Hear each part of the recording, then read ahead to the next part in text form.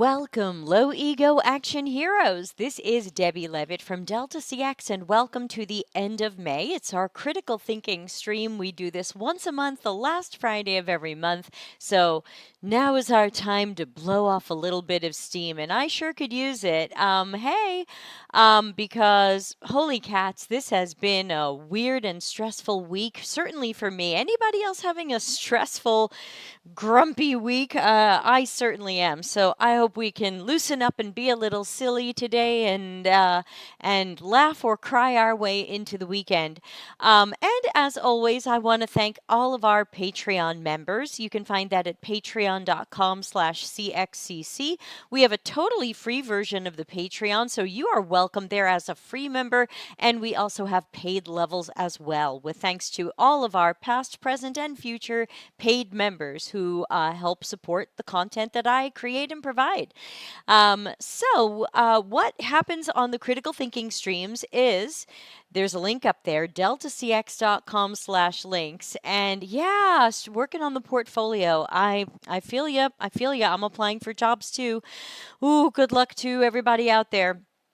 So we've got this link, deltacx.com/links. You can find how to join our online communities, how to get some coaching, how to get a portfolio review, and how to send in things for critical thinking. Now, the downside is because I only do this once a month, sometimes by the time we get to look at stuff, it's not there anymore. And one of those is true today. Hey, Andre, good to see you. Special thanks to Andre for being a Patreon member. We're going to try to look at the things you sent, but they are not all there, and we will do the best that we can. But this is an audience participation show. Whether you are following us on YouTube, Twitch, or LinkedIn, we want to hear your thoughts, your questions, your rants, your agreements, your disagreements. All of it is welcome. So let me press the button for sharing my screen, which always starts out a little bit nauseating because you get to see how the sausage is made in my TV studio in a box system. This is vMix, hashtag not sponsored. And now we're going to flip over here to the critical thinking page. Okay, so we've got, yes, me over here, chat over there, and some stuff. So, whoever sent the senior market researcher job, unfortunately, that job was taken down. So, I tried to Google for it, I tried to poke around for it, it is gone. So, sometimes, especially with something that might be time sensitive, like a job posting, feel free to send it to me maybe as a screenshot. Which some people send as a WeTransfer link. Like someone sent me a video, it came as a WeTransfer link. So, or you can always send them to me through Slack or Discord on our community. So, sorry, but chances are your question was going to be something about, is this a UX job? What is market researcher? And again, I'm not too fussed about titles right now. If the title is market researcher, but they're letting you do good UX research with current users or customers or potential users or customers, and you're a UX researcher, apply for it. If you qualify, apply. But I didn't see the job and you didn't leave a comment, so I don't know what the question was. Is there a comment? And no, there was no comment with this, so I don't know why you sent it or what I was looking for, so I can't guess. And that means that one gets crossed off. Okay, next we got this comment, which was someone sent me an article called An Embodied Way of Working, which sounds very fancy. Where's the trademark symbol? And the comment was, I don't understand this article, but I want to. So sometimes, oh, I appear to have crashed into a Substack or subscribe window. Let's close this. That was not easy to find, right? So this article does not look short. This is not a short article, so we might not make it through all of the article, but let's start out and see if we can figure out if it is, let's see, is this the right graphic? I don't remember my buttons anymore. Yeah, meaningful, actionable, and helpful. Oh, Ana Lucia found the Slack job. Okay, the Grammarly job. I closed all of my social media, so I don't know how you're going to send it to me. That's the downside. Maybe send the end of the URL without whatever.com because YouTube will block URLs. But let's take a look at this. This is a Substack called Creative Destruction.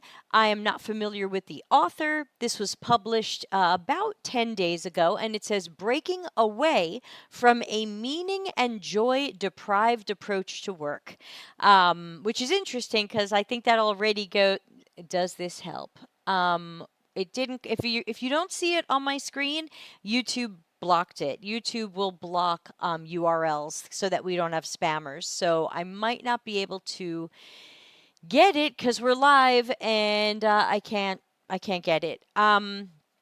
So anyway, let's focus on this article right now. We can try to sort that out later. I'm experimenting with a new way of working, not a process, not really a method or framework, and not really a structure, but a way of being. So my first impression, I don't know about you, is this going to be something that is self-help? I'm not against something that is self-help, but I'm not sure where we're going with this. Let's call it an embodied way of working. I find it super strange that we've normalized a way of working in which our bodies are mostly idle or in a very unhealthy position. Most office work today has no role for the body. It's even more strange when you consider we talk about creativity and emotional or critical thinking being one of the most important skills.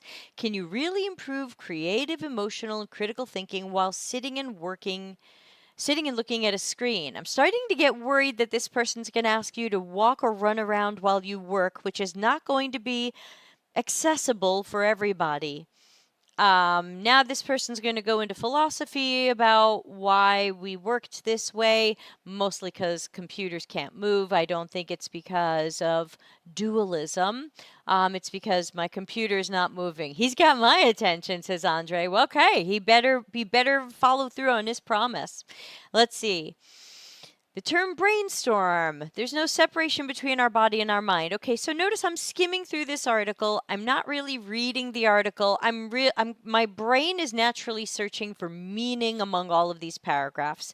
Now he's going to quote somebody else, and here's what this person is doing. All right. Instead of focusing on setting up certain processes for my work, I'm shifting to a focus on how I attend work. This means I spend time working on my state of being, mind, and body. I feel like we've introduced the topic a lot and we still haven't gotten anything we can hold on to. I can't hold on to anything and say, this is what this person does. Instead of exploring an ideal research process, I'm exploring an ideal research state. I ask myself, how do I need to feel in order to do great research? Or when it comes to writing, what state of being do I need to be in order for it to flow? In its essence, this shift is based on a narrative shift from separation or dualism to mind and body interconnected. This reminds me of the least favorite college course I've taken.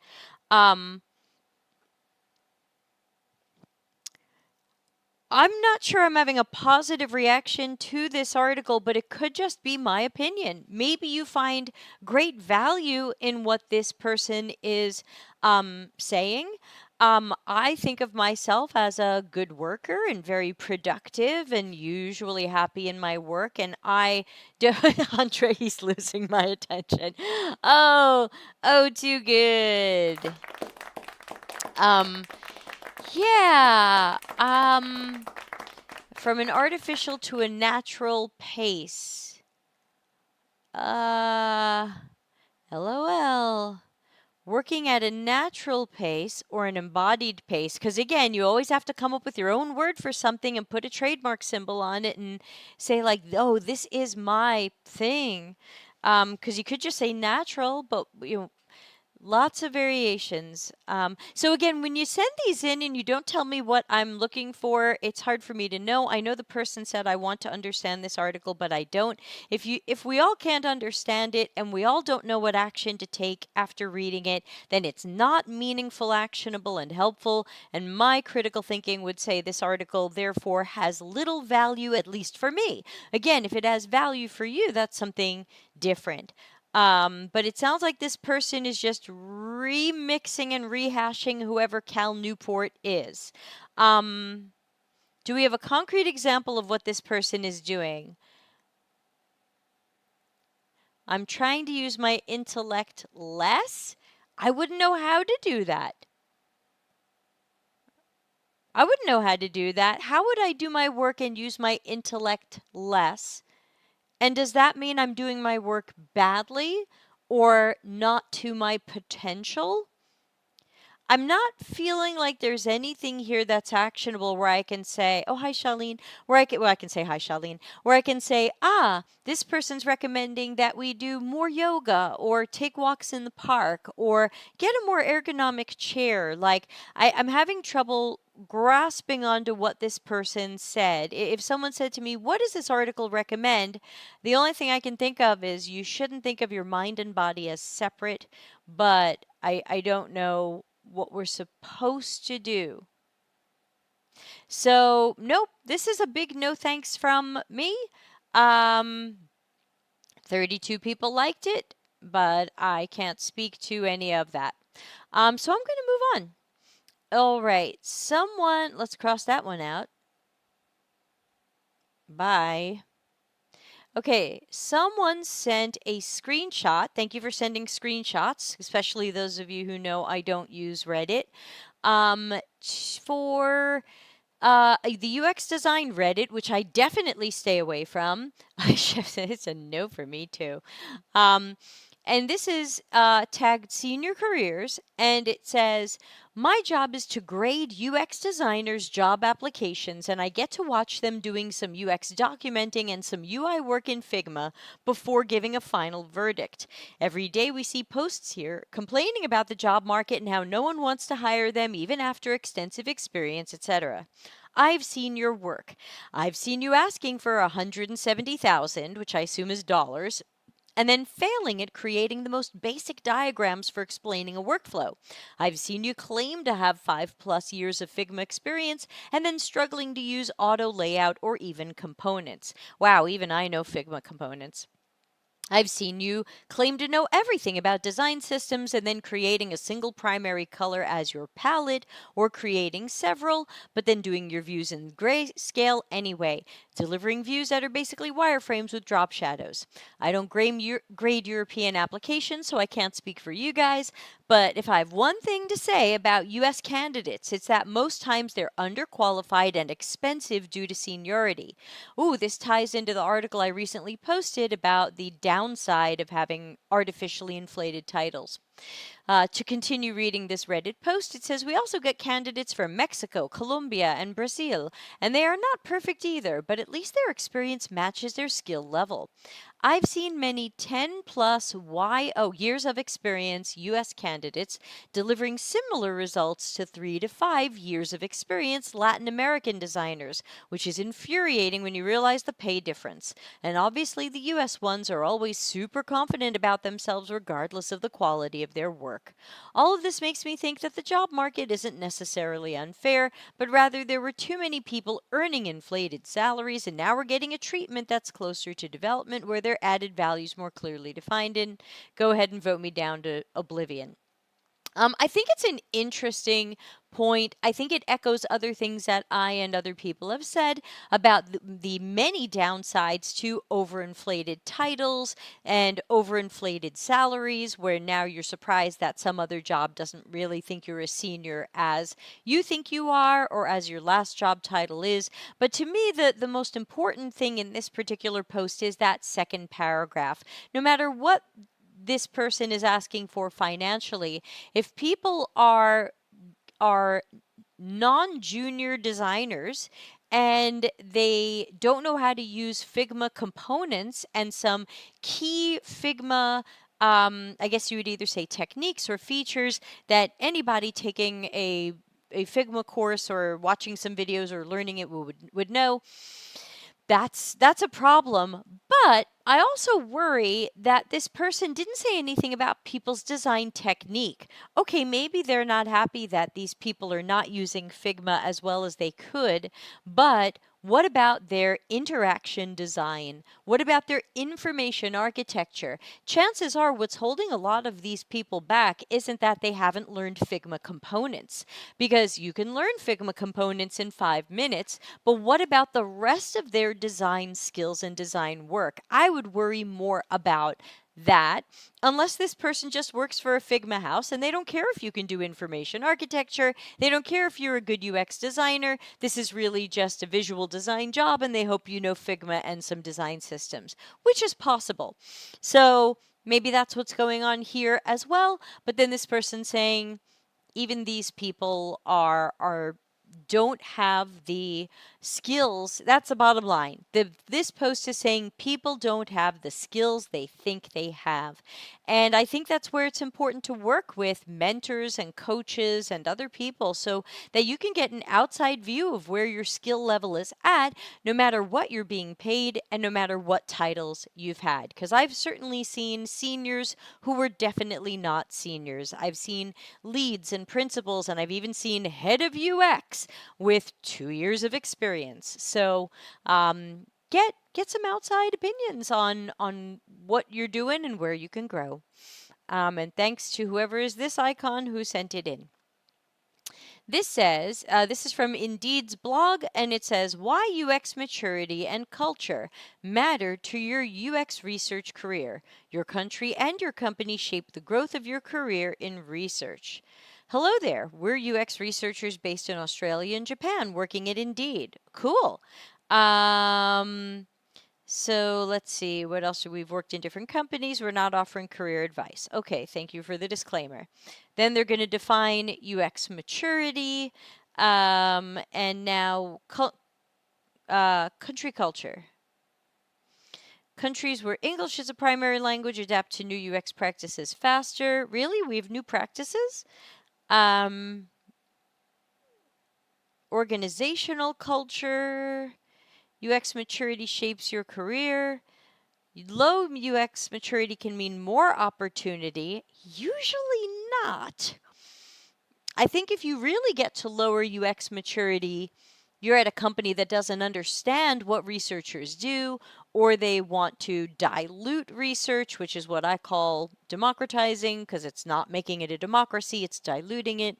So I'm not sure I agree with this, because I think it depends what you mean by low.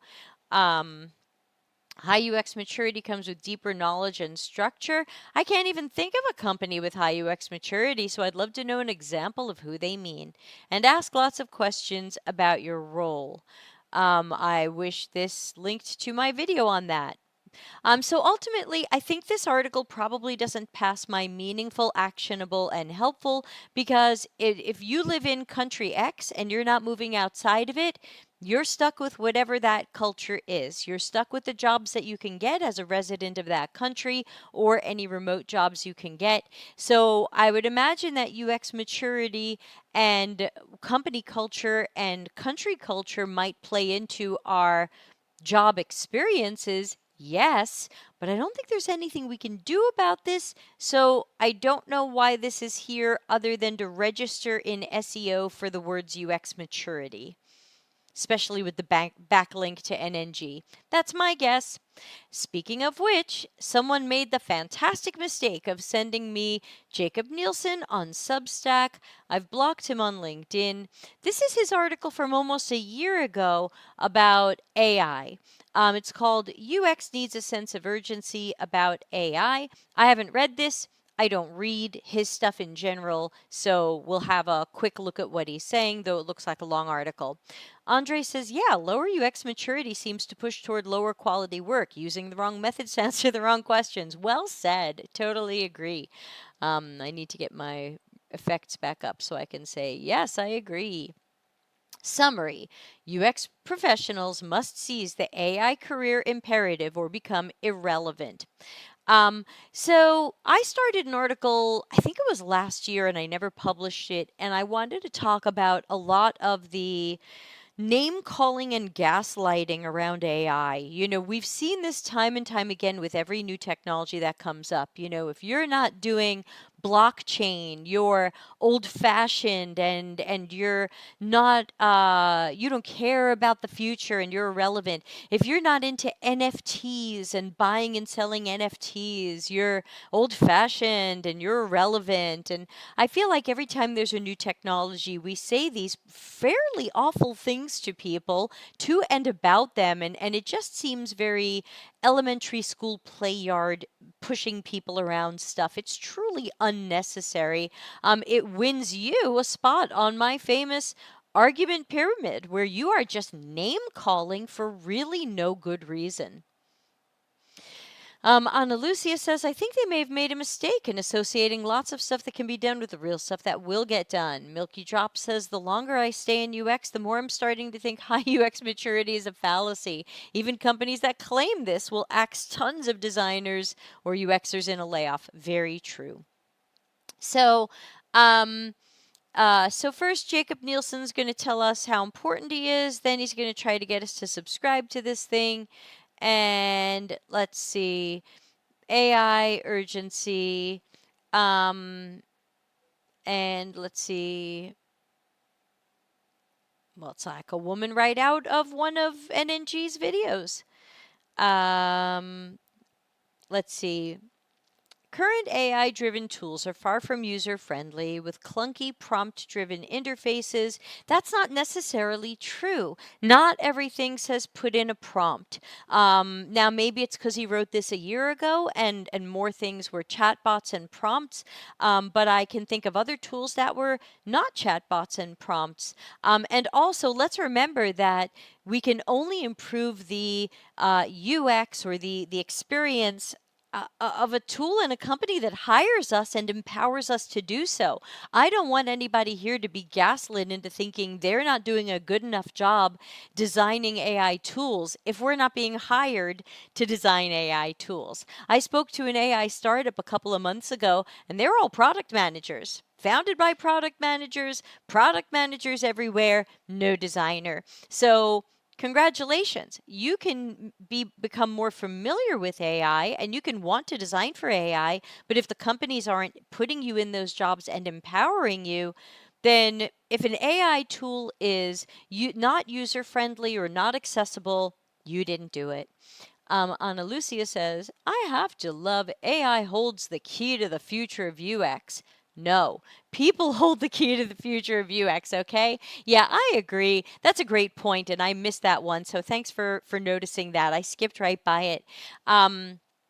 I think that every time a technology has come out, we all thought it was the future. Blockchain was going to secure every piece of data on the planet until we learned it didn't. And everything was going to be everything. And so AI is going to be just another tool and technology. So it sounds like a lot of this is we need AI and we need better AI, and you should help yourself and you should get more AI experience. And where are you going to get this? He doesn't seem to tell you. I was using the Andre says, I was using the GPT-4o conversation tool last night while driving home. It was user-friendly, and I was surprised. Yeah, I was just saying to somebody the other day, remember when everyone said prompt engineer was going to take everybody's jobs? And then a lot of these systems became more user-friendly, where you could use more natural language, and you didn't have to be a prompt engineer and write it Python code or something to get what you needed out of it. So I think that ultimately, while learning new techniques and technologies, whatever they are, is a good idea. Oh, he's got a graphic and he doesn't have the text on it, which is not accessible. Fuck you very much. Yes, and he always uses images generated by Midjourney, which means they're stolen from someone. And so, you know, etc., etc. Look, you can't go wrong being up on new techniques, technologies, and things that are coming out. When Bitcoin came out, it was good to know more about Bitcoin. When NFTs came out, it was good to know more about NFTs. And if those projects came up, you knew something about them. People want to know about VR and AR. Yes, I'm not going to say don't learn these things, but none of these are the one single solution to the future, because to me, when AI is used well, it's a part of a system where we can't even tell that it's AI, like the AI that Google Maps uses, especially when giving us directions. We don't have a sense that that's AI and that it's been AI for a zillion years. So, it's not like AI is a separate thing. AI is going to be integrated into lots of other things, and it's just a piece of how things are done. So, giant whatever. Okay, now we've got an article called The Ultimate Role of UX Designers to Bring Harmony Among Specialists. This is from January, so it's a few months ago. And let's see what this person is saying. Their subtitle or subheader says, a UX designer is not another musician in the orchestra. They are the conductor. They exist to create harmony and balance in the music. So immediately I'm a little concerned. Is this person trying to make us sound like we are the team leader? Are we in charge of other people? I don't think other people are going to like that. I am wondering if this is a cousin of some of the strange stuff we saw out of Jared Spool, where he claimed UX researchers should run and control everything, which, while I'd like to see researchers have more power and more strategic power, I don't think they should run everything. The windshield of AI will squash you. Yeah, exactly. You slow-moving, old-school fuddy-duddy. This guy starts with, for the first time in the last 11 years, I'm short on new work. If you have a project, drop me an email. Okay. I usually leave that until the end of the article, but there you go. He'd like to be hired. As I transitioned from UI design to UX, one of the lessons that took me too long to learn in my career was the need for balance. Huh? As a UI designer, your job is well defined. You must make the interface straightforward and engaging. But things are more complex when looking at the entire user experience. Many different factors need to be balanced. What's the article again? UX designers bring harmony among specialists. I was frustrated at how SEO would undermine a website's user experience with verbose, keyword-heavy copy. That was naive on my part. Yeah, what are all these people talking about? I still feel like people are writing for SEO and not for humans. A header with a video background. They're great for engagement. They work well for branding. But negative impact on site performance, dwell time, and ranking. Really? Always? Video backgrounds increase cognitive load and harm accessibility. I agree, not everybody wants to see a moving video. I remember when those were popular 15 years ago and then they went away within a year. Specialists lack balance? Okay, so this is the kind of stuff you tend to see from someone who's not a specialist. Nobody who's a specialist is going to come out and go, "Hi, I'm a specialist and I lack balance. I'm out of balance. I'm the wrong person." So this article might lose me at that point because I see myself as someone with multiple specialties. I don't see myself as a generalist or I don't know what it is. We used to use T-shaped and M-shaped. I see myself as a specialized researcher, specialized strategist, specialized architect and designer. But I don't feel like I'm out of balance. So who are you talking about right now and where did you get that? A UX designer should bring balance, but originally you said among specialists, but your whole thing is about video backgrounds. So why would the UX designer bring harmony among people? How do you resolve these problems? UX designers are generalists who look at a user experience holistically. My job is to balance differing perspectives of various specialists. I'm a little bit lost on the premise here. I'm not sure this is going to match my meaningful, actionable, helpful standard. I'm not too sure what I'm supposed to do. What am I supposed to do here? What's going to change in my job or my work after reading this article? Who would I run and show this article to? Organization requirements need to be balanced. What does balanced mean? What's the imbalance? Why projects fail? The role of the UX designer needs to be refined. Oh, this is kind of all over the place. And the UX designer is the conductor who ensures all special... Nope, I don't think you proved your original point. So, no. Do UX designers know marketing or accounting or whatever? Yeah, I don't think this is a strong article. I'm worried that this is just written for SEO because as a human, it doesn't make sense to me. I hope ChatGPT didn't write this, but it's a little all over the place and I'm not sure it fulfilled on its original promise. Finally, today we have a video. It's got some um, words on it.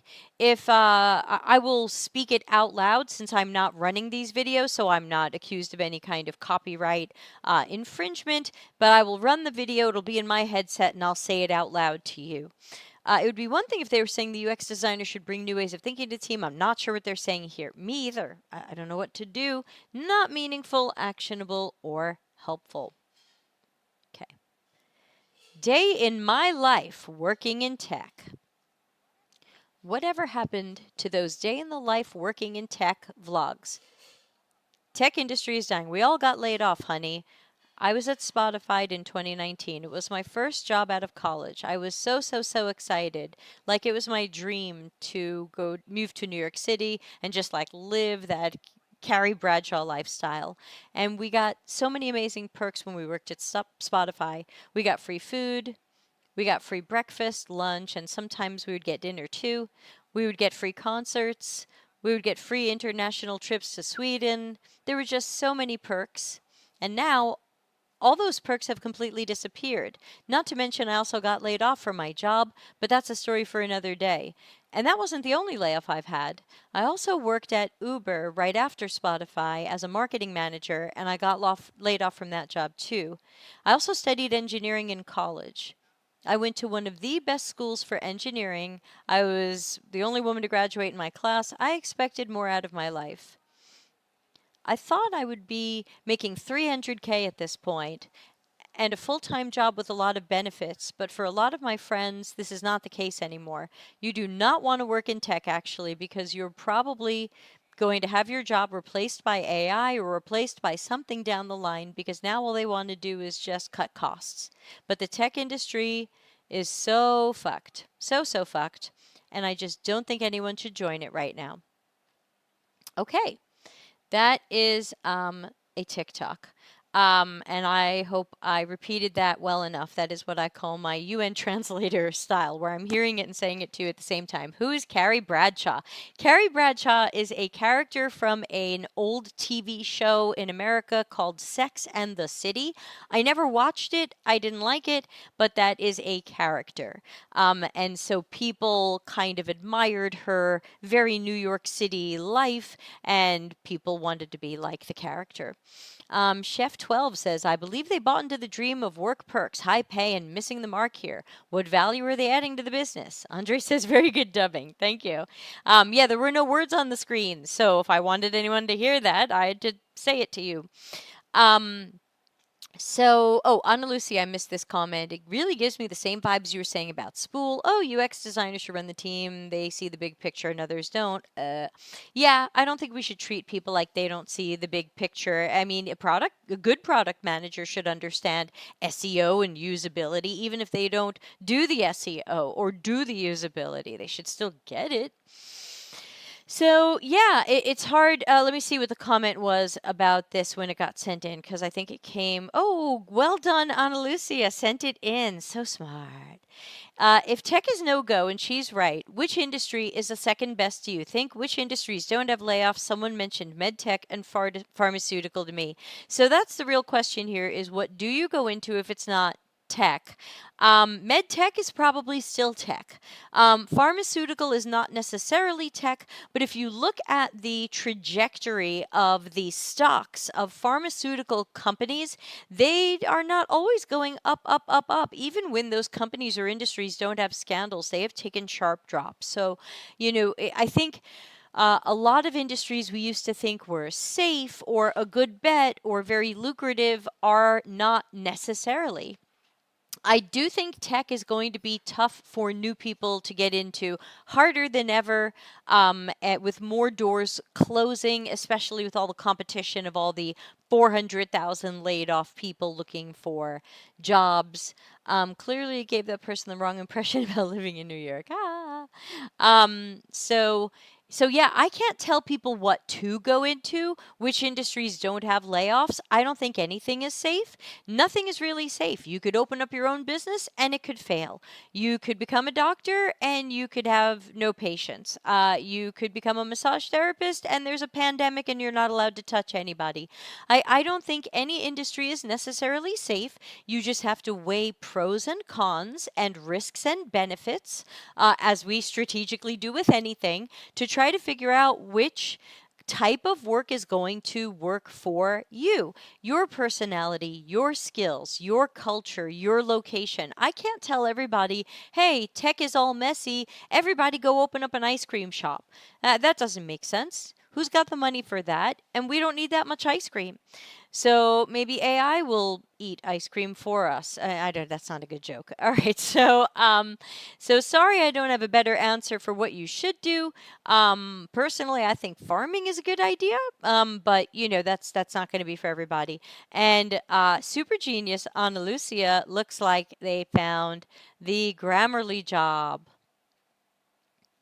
Senior market researcher at Grammarly reposted. Okay, thank you. But no longer accepting applications. Okay, Ana Lucia, did you send this in? Because that was well done. Good thinking. I didn't even think about, hey, just send it in. It'll show up on my list.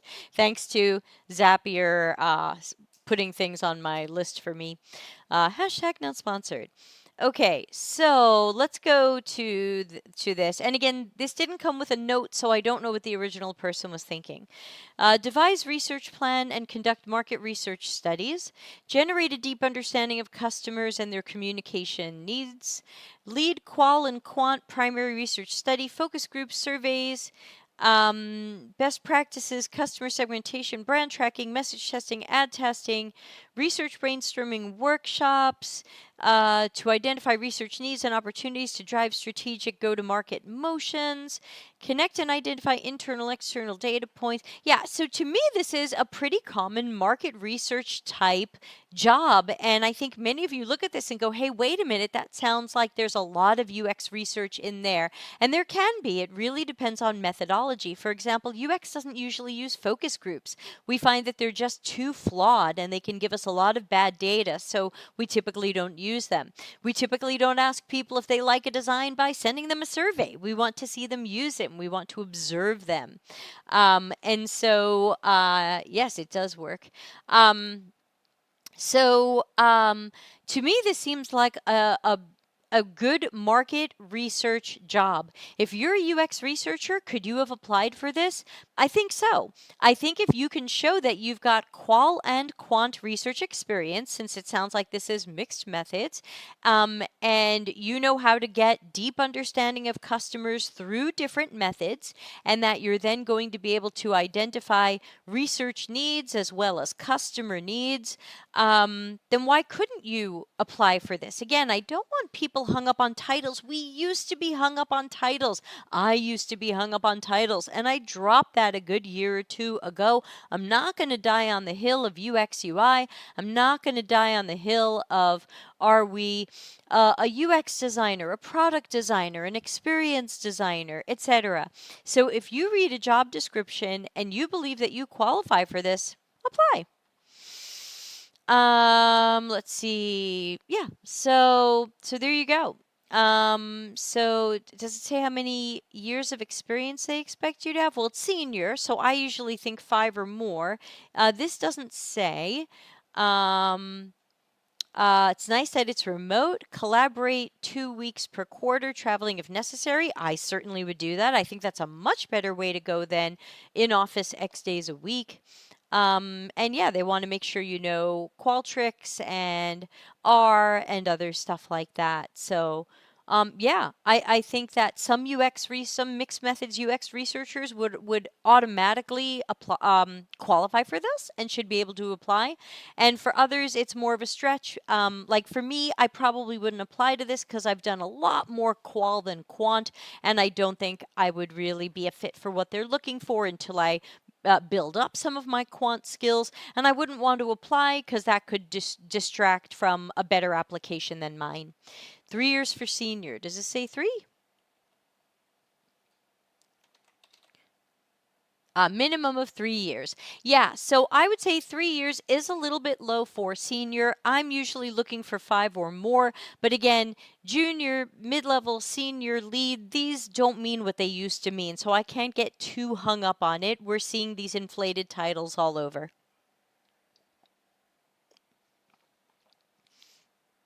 But thank you again to Ana Lucia for finding that and helping move the show right along.